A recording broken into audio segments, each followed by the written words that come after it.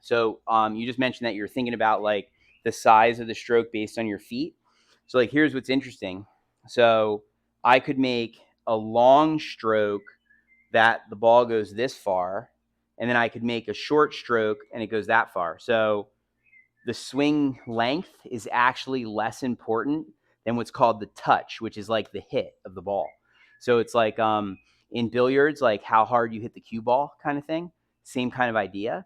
So it's more about the hit, not the stroke length. And there's times like in a windy condition, like when I've been to like the islands, like in Aruba or whatever, I cower down because the wind's so strong. And then my stroke is like, I'm trying to make a short and quick stroke because the wind is like going to knock me out and it's going to knock the putter offline.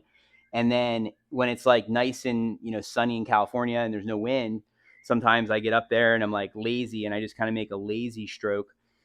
On fast greens, I tend to make a lazier stroke because it's like more cautious. And on slow greens, I try to make or I tend to make a faster stroke. So I would say that like think less about the stroke length and more about just how hard you're hitting it. You know what I mean? Because that's basically what's ultimately going to get it there. I had a lawyer I was working with the other day on this, and I told him, I said, look, hit a putt, hit the putt two ways. Hit it where you do a long stroke. So here I'm going to try and make a long stroke and make it go to there. And then I'm going to try and make a short stroke and make it go to there also. And so, look, I was able to do them both to the same basic spot with different length strokes, which then brought me to the point.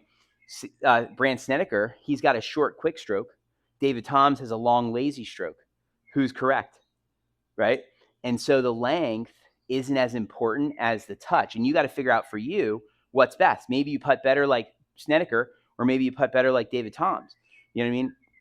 For me, in general, I try more to focus on where I'm going, not what my putter's doing. I will say that in general, you could argue that, a shorter putt, you probably have a shorter stroke, and a longer putt, you probably have a longer stroke. Probably true.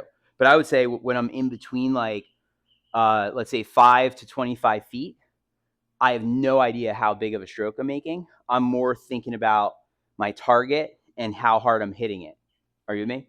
So maybe that would help. Maybe to try that in your next putting game to see if you're less worried about stroke length and more about like what your hit is. Do you get what I'm saying?